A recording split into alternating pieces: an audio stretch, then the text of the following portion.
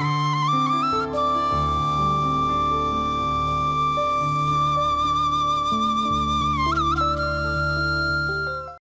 TV நேயர்களுக்கு இனிய காலை வணக்கம். இந்த நாள் இனிமையான நாளாக, நட்புறவுடன் கூடிய நாளாக இருக்க உங்களை வாழ்த்திக் கொண்டு, பாருங்கள் மனிதர்கள், நாங்கள் சந்தையில் தரமான பொருட்களின் நடுவே தரமில்லாத பல பொருட்களும் காணப்படும். ஆனால் நாங்கள் நல்லதை தெரிவு செய்வோம், தரமானதை தெரிவு செய்வோம். இவ்வாறு தான் நண்பர்கள்,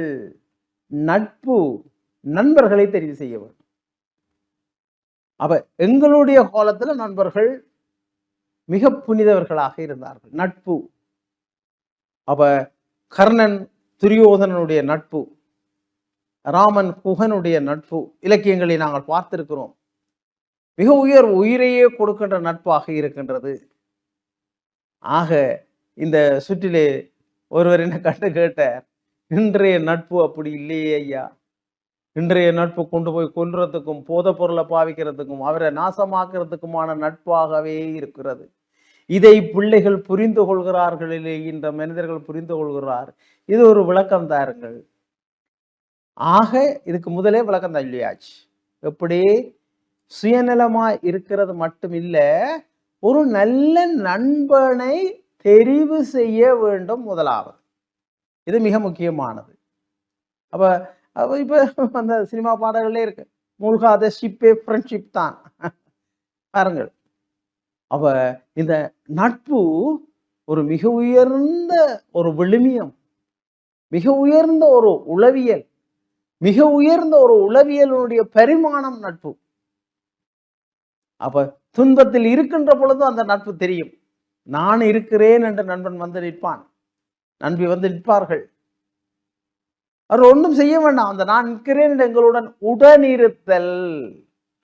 ஆக பிள்ளைகளுக்கு, உங்களுடைய பிள்ளைகளுக்கு சொல்லிக் கொடுக்க வேண்டும், இன்றைய சந்ததிகள் சொல்லிக் கொடுக்க வேண்டும். நீங்கள் நண்பர்களை வச்சிருக்கணும், நண்பர்களோட பழக வேண்டும். ஆக நல்ல நண்பர்கள் இதெல்லாம் மிக முக்கியம். அப்ப ஒரு நல்ல நண்பன் என்ன செய்வான்? போதை பொருளை கொண்டு வந்து கொடுப்பானா? கொடுக்க மாட்டான். போதை பொருளை கொண்டு வந்து கொடுத்தாலும் அவன் சொல்லுவான், இதை நீயும் குடிக்காத நானும் குடிக்க மாட்டேன். அதை தடுக்கிறவன் தான் நல்ல நண்பன். ஆக அப்ப இன்றைய நண்பர்கள் யார்? கூடாத நண்பர்கள். அப்ப அவர் சொன்னார், அது நட்பு அல்ல. பாருங்கள், அது நட்பு அல்ல. இதை பிள்ளைகளுக்கு, இப்ப வெளிநாடுகள்ல எல்லாம் இதை சொல்லிக் கொடுப்பார்கள் பெற்றோர், ஆசிரியர்கள் சொல்லிக் கொடுப்பார்கள், பெரியோர்கள் சொல்லிக் கொடுப்பார்கள். இது சொல்லிக் கொடுக்க வேண்டும். ஜப்பான்ல சொல்லிக் கொடுப்பார்கள், நாங்கள் சொல்லிக் கொடுப்பது இல்லை. அப்ப சின்ன பிள்ளையில ஒரு வகை நட்பு, முன்பள்ளியிலேயே ஒரு வகை நட்பு, ஆரம்ப கேள்வியில ஒரு வகை நட்பு, பாடசாலையில் இடைநிலை கேள்வியில நட்பு. அதுதான் கொஞ்சம் கவனமாக இருக்க வேண்டியது, தாக்கங்களை ஏற்படுத்தி விடும்.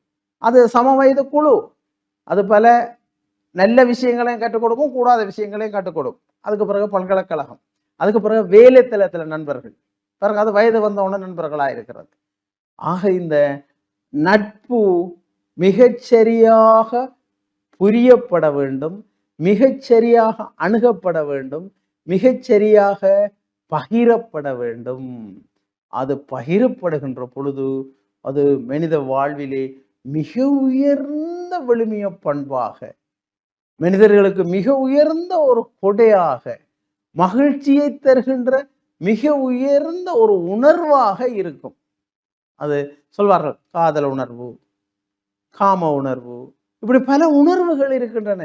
இந்த உணர்வுகளிலே நட்பு என்பது மிக உயர்ந்த உணர்வு.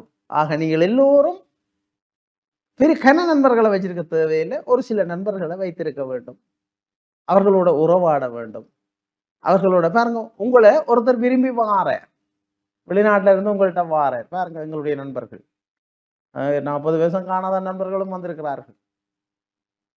அப்ப நீங்கள் என்ன செய்ய வேண்டும்? பாருங்க, எங்களை தேடி ஒருவர் வருகிறார், நாங்கள் ஒருவரை தேடி செல்கிறோம், ஒரு நண்பரை தேடி செல்கின்றோம்.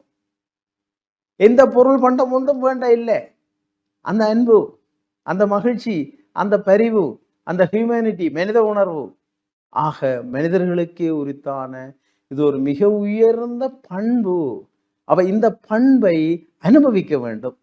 அதை அனுபவிப்பதற்கு சரியான ஒழுக்க ஒழுங்குமுறை வழிகாட்டலை பெற்று வரும் ஆசிரியர்களும் வழங்க வேண்டும். நன்றி, வணக்கம்.